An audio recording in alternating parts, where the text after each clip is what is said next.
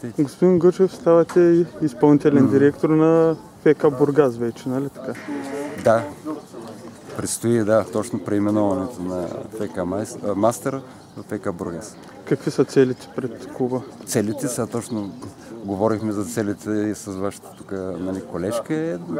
Нормално на този етап в движение, изграждането на един отбор, млад, с болшинство момчета от Бургас и рожба на бургаския футбол и школи, който да играе един добър футбол и да бъде постепенно да стане фактор в професионалния футбол.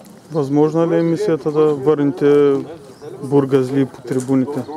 На това се надяваме, в случая, естествено. Тук последно време, малко бургаския футбол направи крачки назад, така че надявам се, примерно с нашия отбор.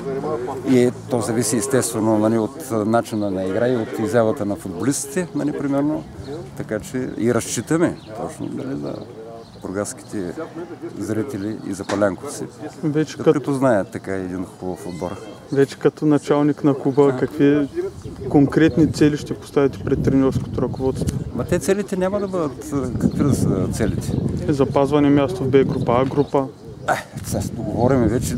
Ние първо сега започваме и се изгражда един нов клуб. В принцип не трябва толкова такива неща да се говорят, защото звучи несериозно, естествено. Първо комплектоване на един така, пак се повтарям, един добър отбор, който да играе този футбол, който старши треньор Ангел Стойков иска, и аз, и изобщо всички, да радва зрителите и се надявам да бъдат повече от миналата година, а оттам нататък леко по лека вече то ще се покаже, примерно апетита идва с яденето, но сега за А група и за такива неща на този етап несериозно да говорим.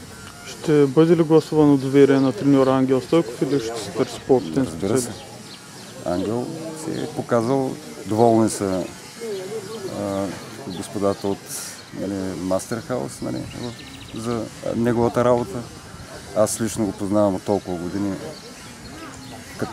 и като футболист, и като треньор, сериозен, с качества човек и с амбиции, така че и с много добро бъдеще. Каква селекция ще бъде правена? Селекцията след първо ще се разбере все пак.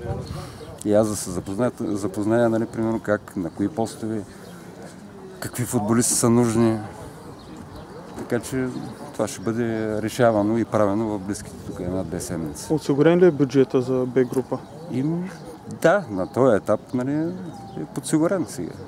Тоест не се очакват така са разговорите. Не се очакват финансови сътресения? Аз мисля, че те са един от клубовете, които миналата година, примерно са нямали никакви такива финансови проблеми, така че се надявам да бъде по същия начин и тая година.